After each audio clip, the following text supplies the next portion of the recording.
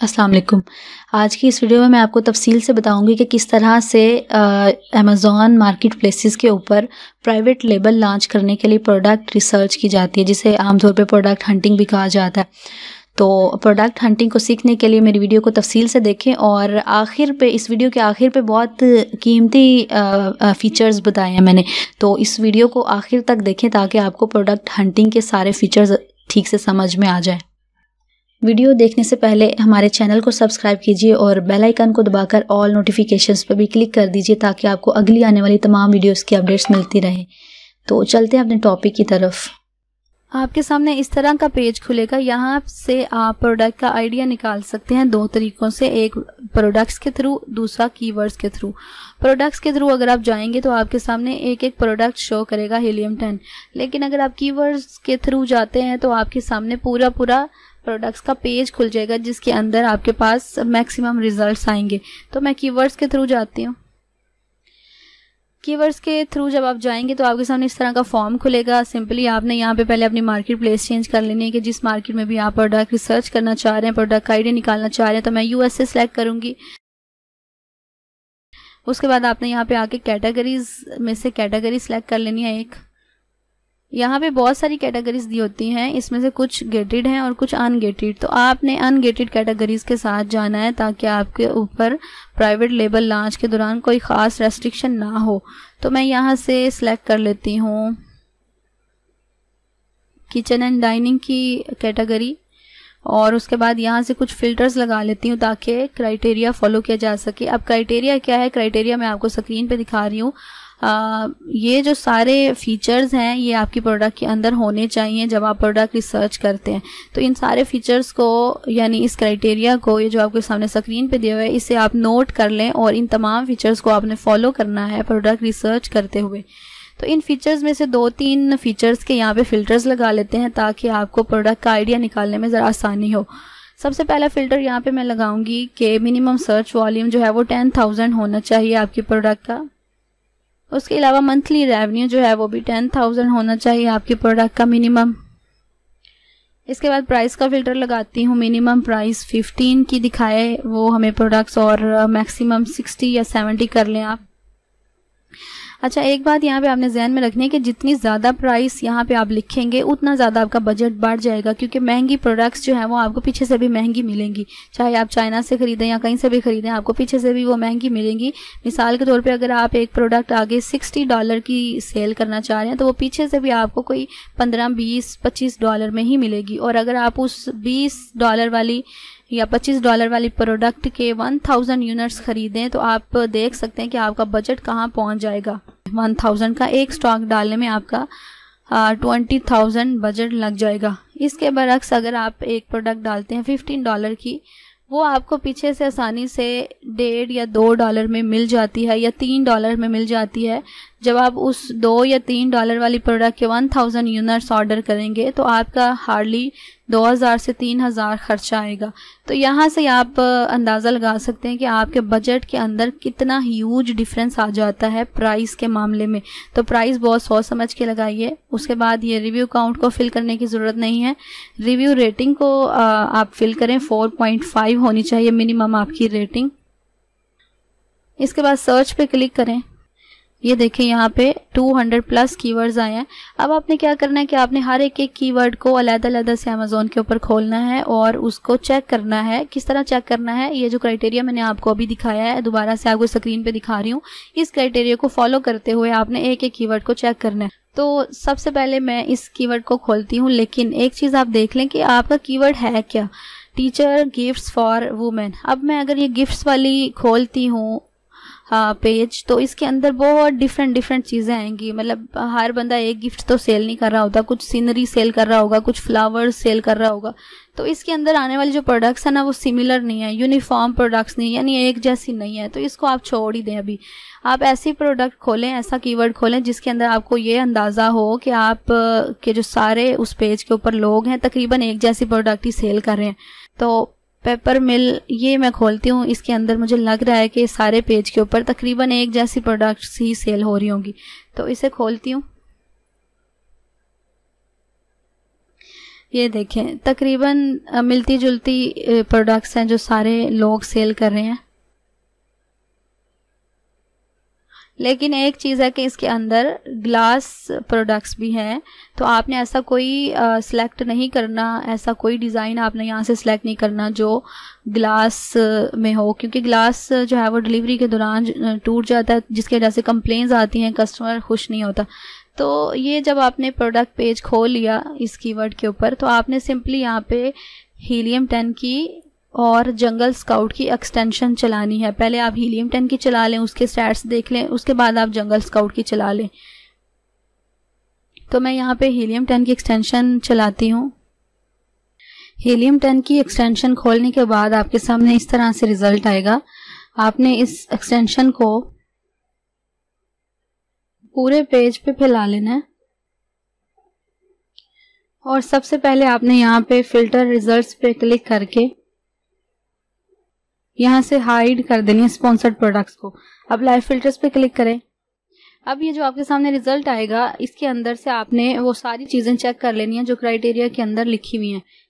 सबसे पहले आपने यहाँ पे सर्च वॉल्यूम देख लेना है। इसका सर्च वॉल्यूम बहुत अच्छा है, 23,000 अबव है। सर्च वॉल्यूम देखने के बाद यहाँ पे आपने ब्रांड डोमिनेंस चेक करनी है कि किसी किस्म की ब्रांड डोमिनेंस तो नहीं है, यानी एक ब्रांड 3 से ज़्यादा दफ़ा तो रिपीट नहीं हुआ। इसके बाद आपने यहाँ पे प्राइसेस चेक कर लेनी है कि प्राइसेस का बहुत ज़्यादा डिफरेंस ना हो। जैसे ये 17 की है, ये 12, 13, 9, 12, 7, 29, 16, 19, ये ठीक है, प्राइस का इतना कोई डिफरेंस नहीं है। लेकिन ये जो 38 वाली है ये ज़रा ज़्यादा प्राइस की है। तो एक जो है, एक प्रोडक्ट ही है बस, ये टॉप 10 के अंदर एक ही प्रोडक्ट ऐसी है जो 38 की है। बाकी सारी जो है उनके अंदर प्राइस डिफरेंस ठीक है, नॉर्मल है। एक ये प्रोडक्ट भी है, इसकी प्राइस ज़्यादा ही कम है, और एक ये प्रोडक्ट है जिसकी प्राइस बहुत ज़्यादा हाई है बाकियों की निस्बत। तो ये एक्सेप्शनल केसेस हो सकते हैं, 1 या 2, ठीक है, इससे ज़्यादा नहीं होने चाहिए। ये ना हो कि आपकी 2-3 प्रोडक्ट जो है वो 17 या 20 या 18 पे सेल हो रही हैं और 2-3 प्रोडक्ट जो है वो 60, 70, 80 पे सेल हो रही हूँ। ऐसा नहीं होना चाहिए, इतना ज़्यादा डिफरेंस नहीं होना चाहिए प्राइसेस का। नॉर्मल सा डिफरेंस जो है वो चलता है, ठीक है। वो डिज़ाइन का डिफरेंस हो सकता है, किसी का डिज़ाइन ज़्यादा अच्छा है, किसी का डिज़ाइन अच्छा नहीं है, यानी किसी का डिज़ाइन ग्लास का होगा, किसी का वुड का होगा, किसी का किसी और मटेरियल का होगा, तो वो फिर थोड़ा बहुत प्राइसेस का डिफरेंस चलता है, लेकिन ह्यूज डिफरेंस नहीं होना चाहिए। उसके बाद आपने सेल्स देखनी है। सेल्स सबकी बहुत अच्छी हैं इसके अंदर। एक की सेल ज़रा कम है, 461 है, ये अच्छी सेल नहीं मानी जाती। 674 भी अच्छी सेल नहीं है। कोशिश करनी है आपने सबकी जो सेल्स है तकरीबन 700 से 1000 या इससे ज़्यादा हो। उसके बाद आपने यहाँ से रेवेन्यू देखना है कि सबका रेवेन्यू बहुत अच्छा है इस प्रोडक्ट के अंदर या बुरा रेवेन्यू है। तो अच्छा रेवेन्यू है, आपने क्राइटेरिया देख लेना। मिनिमम रेवेन्यू जो है वो 10,000 था, तो सबका 10,000 से अबव होना चाहिए। उसके बाद रेटिंग आप देखें कि सबकी 4.5 से अबव है या नीचे। अगर नीचे है तो उस प्रोडक्ट को आप छोड़ दें। अगर ज़्यादा प्रोडक्ट्स की रेटिंग 4.5 से नीचे है, यानी अगर इस लाइन के अंदर 3-4 ऐसी प्रोडक्ट्स आपको नज़र आ रही हैं जिनकी रेटिंग 4.5 से कम है, तो इस कीवर्ड को आप छोड़ दें। इसका मतलब है कि लोगों को ज़्यादा अच्छा नहीं लग रही है डिज़ाइन, या लोग जो है वो इस डिज़ाइन से खुश नहीं है, इन चीज़ों से खुश नहीं है जो इस पेज के ऊपर शो हो रही है। तो आपने 4.5 या 4.5 से अबव रेटिंग वाली अगर है ये कीवर्ड, तो उस सूरत में ही आपने इसके साथ जाना है, इसको आगे चेक करना है। उसके बाद आपने रिव्यू काउंट देख लेना। रिव्यूज़ देखें बहुत ज़्यादा हैं। अब यूएसए मार्केट के अंदर कम रिव्यूज़ मिलते भी नहीं आपको, तो आपने कोशिश करना है कि कम से कम 2 सेलर्स ऐसे हो जिनके रिव्यूज़ 400-500 से नीचे हैं। तो आपने इनमें से देख लेना कोई 2 ऐसे सेलर्स हैं। तो 2 सेलर्स आपके सामने मौजूद हैं, एक 208 वाला, एक 279 वाला है। तो इन दोनों के रिव्यूज़ जो हैं वो कम है, तो हम इस कीवर्ड को कंसीडर कर सकते हैं। सिर्फ आपने इनके रिव्यूज़ नहीं देखने, आपने देखना है इन रिव्यूज़ के साथ इनका रेवेन्यू कितना बन रहा है। तो उसके बाद यहाँ पे फुलफिलमेंट में देखें आप कि ये जो AMZ है ये 3 से ज़्यादा दफ़ा ना हो। AMZ का मतलब है अमेज़ॉन की प्रेजेंस, यानी अमेज़ॉन खुद सेल कर रहा है। तो कोशिश करें कि 3 से ज़्यादा दफ़ा अमेज़ॉन यहाँ पे सेल ना कर रहा हो। अगर तो अमेज़ॉन 3 से ज़्यादा दफ़ा सेल कर रहा है तो उस प्रोडक्ट को आप उस कीवर्ड को आप छोड़ दें, क्योंकि फिर आप अमेज़ॉन को कम्पीट नहीं कर पाएंगे। इसको देखने के बाद आपने यहाँ पे साइज़ टायर इसका देखना है कि ये स्टैंडर्ड ही हो, यानी स्टैंडर्ड का लफ्ज़ ज़रूर लगा होना चाहिए, चाहे स्मॉल स्टैंडर्ड हो, चाहे लार्ज हो, चाहे ओवर साइज़ हो, यानी स्टैंडर्ड कि बाहर नहीं होना चाहिए पार्सल साइज़। अगर स्टैंडर्ड के अंदर ही है पार्सल साइज़, यानी स्टैंडर्ड पार्सल साइज़ है आपका, तो आपको FBA फ़ीस जो है वो कम पड़ेगी। अदरवाइज़ अगर आपका स्टैंडर्ड से बाहर निकल गया, मतलब पार्सल बड़ा है आपका, स्टैंडर्ड साइज़ से बाहर है, तो फिर इसका मतलब है आपको FBA फ़ीस ज़्यादा पड़ेगी, स्टोरेज फ़ीस ज़्यादा पड़ेगी आपको। इसके बाद आपने वेट चेक करना है कि किसी भी प्रोडक्ट का वेट जो है वो 2 से ज़्यादा ना हो। इसका वेट बहुत अच्छा है, इस कीवर्ड के ऊपर जितनी भी प्रोडक्ट्स हैं उन सबका 2 से नीचे है, तो ये अच्छा वेट माना जाता है। उसके बाद ये क्रिएशन डेट के अंदर देखें कि इसके अंदर पिछले 6 माह के अंदर लॉन्च हुई कितनी प्रोडक्ट्स हैं। 3 से ज़्यादा प्रोडक्ट्स ना हो जो पिछले 6 माह के अंदर लॉन्च हुई हैं। तो अब मैं इनकी देखती हूँ डेट्स। एक 2020 में लॉन्च हुई है, एक 2021 में, 2020, 2021, 2017, 2020, 21, 17, 20 और 7। इनमें कोई भी प्रोडक्ट ऐसी नहीं है जो पिछले 6 माह के अंदर अंदर लॉन्च हुई है। तो आपने इसको अच्छे से देख लेना है कि 3 से ज़्यादा ऐसी प्रोडक्ट्स ना हो जो पिछले 6 माह के अंदर लॉन्च हुई हैं। ये सब कुछ देखने के बाद आपने इस कीवर्ड का गूगल ट्रेंड चेक करना है। इसको मैं बंद करती हूँ यहाँ से। ये सारा डाटा जो है ये आपने नोट कर लेना जब भी आपने प्रोडक्ट की सर्च करनी है, तो हर एक कीवर्ड का डाटा आपने एक्सेल शीट के ऊपर नोट कर लेना ताकि आपको आसानी हो बाद में प्रोडक्ट डिसाइड करने में। इसे मैं बंद करती हूँ और इस कीवर्ड को मैं कॉपी करती हूँ यहाँ से।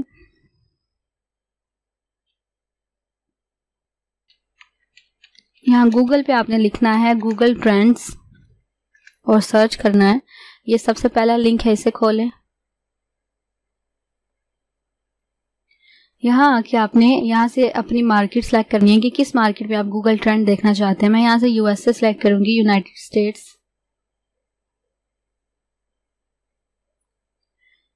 इसके बाद यहाँ पे आपने अपना कीवर्ड पेस्ट करना है और सर्च पे क्लिक कर देना है। अब यहाँ से आपने टाइम सिलेक्ट करना है कि पिछले 3 साल, कम से कम पिछले 3 इयर्स का आपने यहाँ से टाइम सिलेक्ट करना है। अब आपने 3 इयर्स का टाइम कैसे सिलेक्ट करना है, यहाँ पे कस्टम टाइम रेंज पे क्लिक करें। यहाँ पे 3 साल पीछे की डेट लिख दें, 2019 लिखती हूँ यहाँ पे, और यहाँ पे मौजूदा डेट ही लिखी रहने दूंगी। ओके पे क्लिक करूंगी।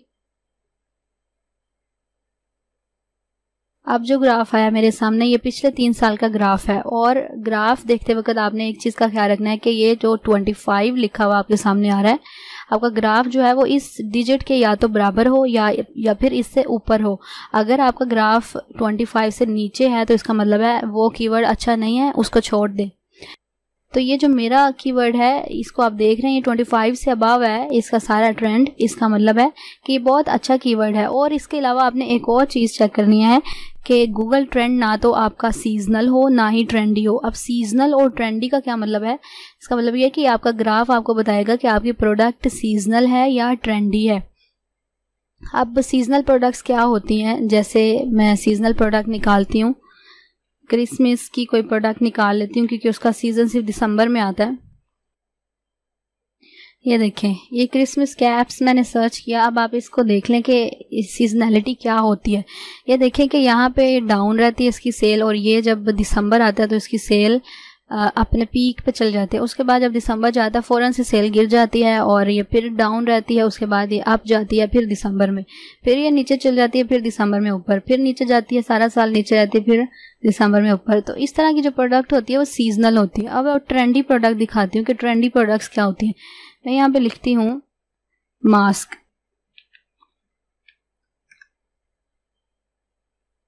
ये देखें, ये ट्रेंडी प्रोडक्ट है।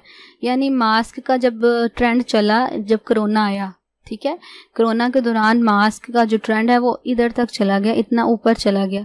उसके बाद जो है ये नीचे चला गया और अब ये नीचे ही है। ठीक है, इस तरह की ट्रेंडी प्रोडक्ट्स होती हैं कि जब ट्रेंड आया तो ये ऊपर चली गई, फिर ट्रेंड डाउन तो प्रोडक्ट भी डाउन। चाहे अगले 10 साल तक ट्रेंड नहीं आता तो प्रोडक्ट डाउन ही रहेगी। तो हमारा जो कीवर्ड है इसको आप गौर से देखें, ना तो ये सीजनल है ना ही ये ट्रेंडी है, सारा साल इसकी सेल अच्छी है।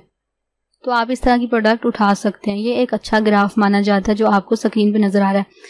ग्राफ भी आपने चेक कर लिया। अब आपने सारे स्टैट्स से तसल्ली करने के बाद, यानी मैंने तो सारे स्टैट्स से तसल्ली नहीं की, मैं तो सिर्फ आपको सिखा रही हूँ, लेकिन आपने तसल्ली करनी है क्राइटेरिया को फॉलो करते हुए। तसल्ली करने के बाद आपने डिज़ाइन चूज़ करना है। अब डिज़ाइन चूज़ करने के लिए आपने दोबारा से एक्सटेंशन चलानी है। एक्सटेंशन चलाने के बाद यहाँ से रेवेन्यू को सॉर्ट आउट कर लें। अब आपके सामने जो सेलर्स आए हैं वो टॉप 10 सेलर्स हैं। अब इन टॉप 10 सेलर्स के अंदर आपने डिज़ाइन चूज़ करना है। आपने उस बंदे का डिज़ाइन लेना है जिसके रिव्यूज़ कम से कम है, ताकि आपको मुकाबला करने में आसानी हो, compete करने में आसानी हो। अगर आपका जो कंपेटिटर है उसके रिव्यूज़ बहुत ज़्यादा होंगे तो आप उसे कभी भी compete नहीं कर पाएंगे, क्योंकि आपने तकरीबन उसके साथ मिलता जुलता डिज़ाइन ही सेल करना है। कंपेटिटर इसीलिए चूज़ किया जाता है ताकि आप मिलता जुलता डिज़ाइन जो है वो सेल कर सके। तो अगर आपके कंपेटिटर का जो रिव्यूज़ हैं वो बहुत ज़्यादा होंगे और उसके पास और आपके पास एक ही प्रोडक्ट है, तो फिर डेफिनेटली लोग जो है वो आपकी बजाय उसी से ख़रीदेंगे। तो इसलिए फिर आपको बहुत नुकसान होगा, आप वहाँ पे मार्केट में सर्वाइव नहीं कर पाएंगे। तो यहाँ पे इन सब में मैं देखती हूँ 91 रिव्यूज़ वाला एक सेलर बैठा है, तो मैं सिंपली, और इसका रेवेन्यू भी आपने देख लेना कि 10,000 से अबव हो। तो देखिए इसका रेवेन्यू 10,000 से अबव है, 91 इसके रिव्यूज़ हैं, ये एक अच्छा कंपेटिटर साबित हो सकता है। इसके बाद इसका वेट जो है वो भी 2 से नीचे है, उसके अलावा पार्सल स्टैंडर्ड है। और क्या है इसके अंदर, इसकी प्राइस लेकिन देखें 199 है। अब प्राइस की वजह से मार खा गए हैं। प्राइस जो है ये वाली हम एक्सेप्ट नहीं कर सकते। क्यों? क्योंकि इसकी एवरेज प्राइस 24 है। किसी की 17 थी, किसी की 20 थी, किसी की 25, किसी की 29, 30, यहाँ तक प्राइस थी। लेकिन ये जिसको मैं कंपेटिटर चूज़ करने जा रही हूँ इसकी प्राइस तो 199 है, यानी ये यहाँ पे रिजेक्ट हो जाएगा। इसे यहीं पे रिजेक्ट कर दूंगी। लेकिन अभी मैं आपको सिखा रही हूँ तो मैं आगे थोड़ा सा प्रोसीड करती हूँ ताकि आपको समझ आ जाए। तो आपने प्राइस को देख लेना कि आपकी एवरेज प्राइस के लगभग ही हो, यानी एवरेज प्राइस के आसपास ही हो इसकी प्राइस, ठीक है। लेकिन ये प्राइस बहुत ज़्यादा है। बहरहाल उसके बाद आपने यहाँ पे इसके ऊपर सिंपली क्लिक करना है। जब आप क्लिक करेंगे तो आपके कंपेटिटर का डिज़ाइन जो है वो आपके सामने खुल गया है। तो आपको पता चल गया कि एग्जैक्टली इस तरह का डिज़ाइन मैंने सेल करना है। एक चीज़ आपने देख लेनी कि आपके कंपेटिटर की ब्रांड रजिस्ट्री ना हुई हो। अगर तो आपके कंपेटिटर की ब्रांड रजिस्ट्री हुई है तो फिर आपने सेम डिज़ाइन सेल नहीं करना, डिज़ाइन में थोड़ी बहुत तब्दीली करवा लेनी है ताकि आपको कोई भी मसला पेटेंट का ना आए। पेटेंट का मसले से बचने के लिए एक अच्छा तरीका ये है कि आपने सिंपली फाइवर से या अपवर्क से एक पेटेंट चेकर हायर करना है और उसे अपना डिज़ाइन सेंड करना है और उसे कहना है कि मेरी फ़लाँ मार्केट के अंदर इस डिज़ाइन का पेटेंट चेक करो, फ़लाँ कंट्री के अंदर मेरा इस डिज़ाइन का पेटेंट चेक करो।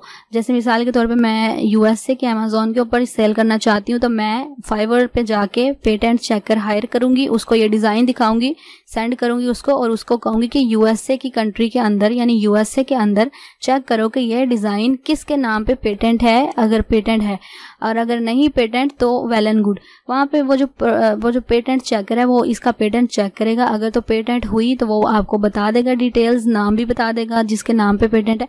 अदरवाइज अगर पेटेंट नहीं है तो आप इसी डिज़ाइन को सेम टू सेम सेल कर सकते हैं। तो इस तरह से आपने डिज़ाइन चूज़ करना है। डिज़ाइन चूज़ करने के बाद आपने यहाँ पे इसका एक दफ़ा BSR भी देख लेना है कि 90 डेज़ का जो BSR है वो 50,000 से ज़्यादा ना हो। अब ये देखिए इस डिज़ाइन का 90 डेज़ का BSR 40,000 है, यानी ये वाला जो स्टैंडर्ड है इसके ऊपर भी ये प्रोडक्ट पूरी उतर रही है, ठीक है। तो इस तरह से आपने डिज़ाइन चूज़ कर लेना है। डिज़ाइन चूज़ करने के बाद आपने उसकी सिंपली आपने सोर्सिंग स्टार्ट कर लेनी है। लेकिन एक बात मैंने आपको वीडियो के दौरान नहीं बताई कि क्राइटेरिया के अंदर एक लफ्ज़ है कंपीटिंग प्रोडक्ट्स। कंपीटिंग प्रोडक्ट्स को आपने कैसे चेक करना है? कंपीटिंग प्रोडक्ट्स को चेक करने के लिए वापस आप ब्लैक बॉक्स पे ही जाएं और उसी कीवर्ड के नीचे देखें कि कंपीटिंग प्रोडक्ट जो है वो कितनी लिखी हुई है। ये देखें कंपीटिंग प्रोडक्ट्स जो है वो लेस देन 1000 है, यानी ये क्राइटेरिया भी इसका मैच कर रहा है। इसके अलावा आपने एक और चीज़ देखनी है कि आपने जब भी प्रोडक्ट रिसर्च करनी है तो उस दौरान आपने यहाँ पे देख लेना कि एड्रेस कौन सा लिखा हुआ है। तो मेक श्योर कर लें कि यहाँ पे वही एड्रेस लिखा होना चाहिए जिस कंट्री के अंदर आप सर्च करना चाह रहे हैं, उसी कंट्री की किसी भी सिटी का एड्रेस यहाँ पे लिखा होना चाहिए। जैसे मैं यूएसए में सर्च कर रही हूँ तो यहाँ पे डिलीवर्ड टू न्यूयॉर्क मैंने ऑलरेडी सेट किया हुआ है, तो आपके ऊपर यहाँ पे डिलीवर टू पाकिस्तान आएगा, तो उसे आपने आसानी से इस पर क्लिक करके चेंज कर लेना है। जब आप क्लिक करते हैं तो यहाँ पे आपसे वो जिप कोड पूछता है, आपने जिप कोड जो है जिस भी कंट्री के अंदर आप सर्च कर रहे हैं उस कंट्री की किसी भी सिटी का जिप कोड यहाँ पे आपने लिख देना। जैसे यहाँ पे न्यूयॉर्क का जिप कोड ऑलरेडी लिखा हुआ है, तो उसके बाद आपने डन कर देना। यहाँ से आपका एड्रेस जो है वो चेंज हो जाता है और आपकी जो रिसर्च है वो बिल्कुल एक्यूरेट हो जाती है। तो ये सारी वीडियो थी। आप कमेंट्स में मुझे बताइए जहाँ से आपको समझ में नहीं आया या कोई ऐसी चीज़ है जो जहाँ पे आप स्टक हो गए हैं, तो कमेंट्स के अंदर आप बताएं ताकि मैं नेक्स्ट वीडियोस के अंदर उसको क्लियर कर दूं। और इसके बाद जो मैं वीडियो अपलोड करूंगी वो सोर्सिंग की वीडियो होगी। उसके अंदर मैं आपको सारा तरीका बताऊंगी कि किस तरह से आपने सोर्सिंग करनी है, क्या तरीका है और कैसे कर सकते हैं। जाने से पहले मेरी वीडियोस को लाइक कर दें और ये जो नीचे बटन है रेड कलर का सब्सक्राइब का, इस पे ज़रूर क्लिक करें और साथ ही बेल आइकन को दबाएं और ऑल नोटिफिकेशंस के ऊपर क्लिक कर दें ताकि आपको मेरी आने वाली सारी वीडियोस तरतीब से मिलती रहें। अपना बहुत ख्याल रखिए। खुदा हाफिज़।